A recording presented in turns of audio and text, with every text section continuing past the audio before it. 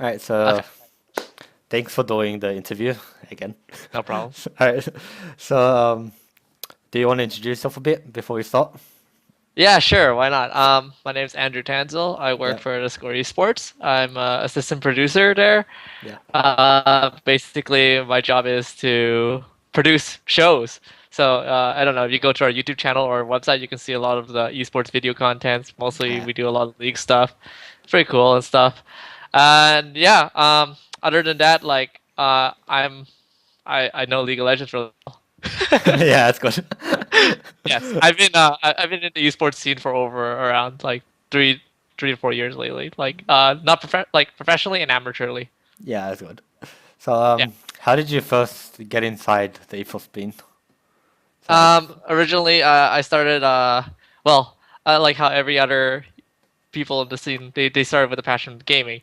Unfortunately, I'm often constricted by that with education and like parents and yeah, stuff like that, expecting me to do the school things.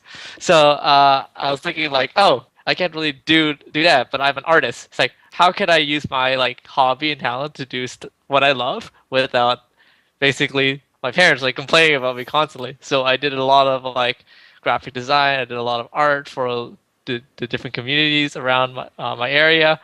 Eventually, I decided like, okay, you know what? I'm gonna join an amateur team, help them market their stuff, and try. Maybe I can use my marketing skills for that. Uh, yeah, that first team was Gam DS Esports. yeah, Eventually, Gam DS did not turn out did not work, and I eventually got picked up by Final Five. Final Five was the team that almost made LCS. We were Challenger League of Legends team. I helped them with their marketing and graphic design for them. When eventually after that team failed to qualify, I joined Brawl Esports.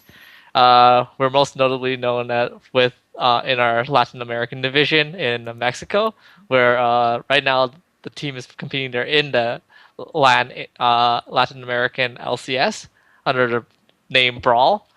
Um, Most notably in Challenger for North America for that team, we collected European mid lane star Alex yeah. Ich during that time. So he was a really cool guy. Really taught me about the game and how to think from it in a macro perspective. So I thank him a lot for that kind of sense. All right. And eventually, after Brawl, I decided to join Team 8, which is an LCS team during the time, which turned into Immortals now, which I worked for them for a short amount of time. During that time, I grew from a graphic designer to marketing coordinator to Yeah. League of Legends data analyst. Now I'm kind of doing like three things at once like that, here and there. You know. That's really good. Yeah, yeah. You've transitioned to many different roles. So you were an analyst for amateur teams, and then you became a started working with the school. So like Yes. how do you feel like it's different? Like what effect did it bring to you? Oh, so working on a pro team and etc. You get the sense of like what you do is I'm basically a support staff, so I'm supporting the players. I'm growing myself to know like a little bit more about the game, and I'm able to directly influence the scene. While as in working for the score, I'm kind of working more in like the kind of back end. So I'm looking at the different storylines, Yeah, trying to figure out like what's happening and does this make sense what this source is saying and etc. Like there's a lot of journalism, although I don't particularly deal with the journalism part. I'm more interested in the narrative and the story that yeah, each player brings, the drama, sometimes the drama here and there. I don't want yeah. to be like a shit server, but yeah. Uh, um, so how did you first get into esports? And is there like any pointers for anyone that's trying to also get into esports that you could give? Yes. For anyone who's trying to get into esports, I would say take what you have right now and put yourself out there. I'm not saying get out there and work for free for any kind of org, but let's say like for me, like I was a graphic designer, so I kind of use my abilities to do what I knew Yeah, to enable us to do what I love. If you want to be a coach, you want to be an analyst, go out there, join like an amateur team, start coaching, start make even like you want to do like analysts, start like reviewing like other people's games, put your content on YouTube. You can start coaching on stream. You just have to explore your options there, and it's going to take a lot of work to do it. Like I consider myself a very lucky individual to be able to find like a career in this field. And if you really love it, you're gonna make it there. If you just put yourself out there and work really hard at it. Oh yeah, true. So you've been in the scene for quite a while now. So how do you see the changes coming on? So did you see the scene growing from like season two towards now? How from like Absolutely. Freak's basement?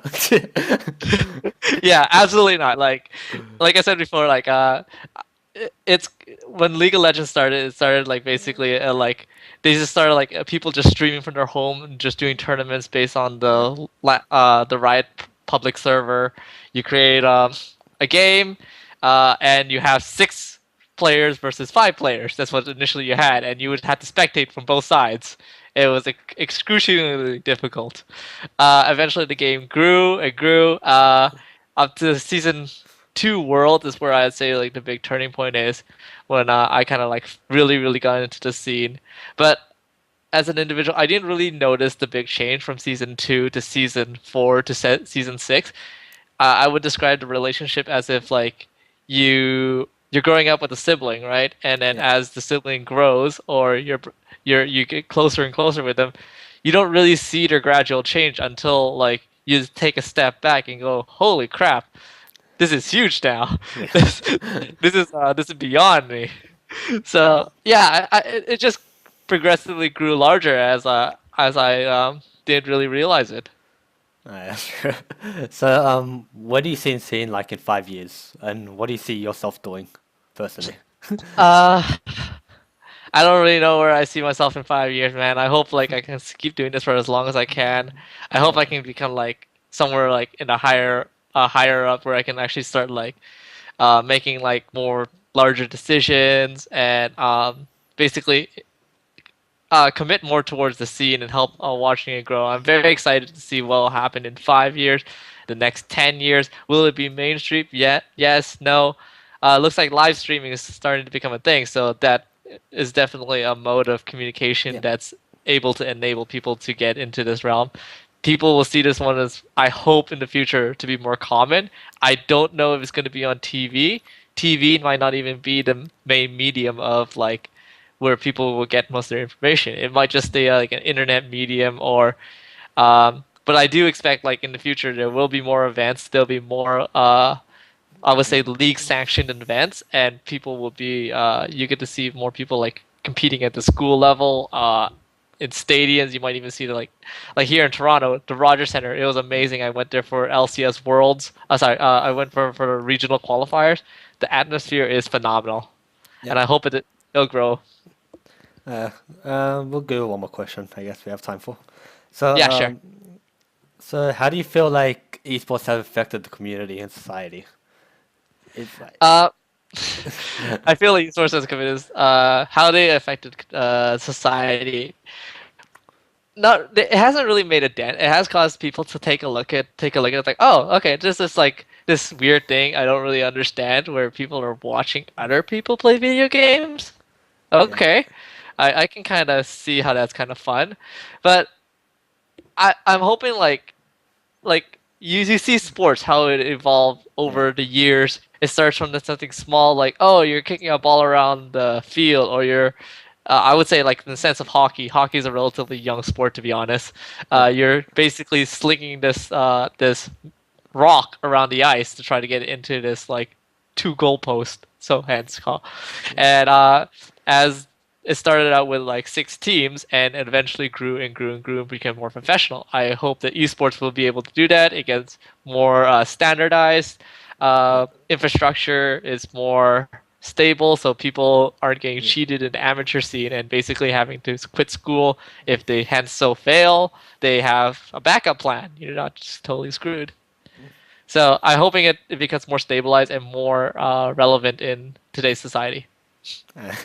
Alright, so I think that's the end of the interview. So thank you once again. Do you have Problem, anything man. you want to say? Or no? Not really, not really. It's just I guess like if anything, subscribe to our YouTube channel or follow us on Twitter for more esports content. You know where to follow us. Yeah. All right. All right. Thank you. No problem, man. Thank you. All right, bye.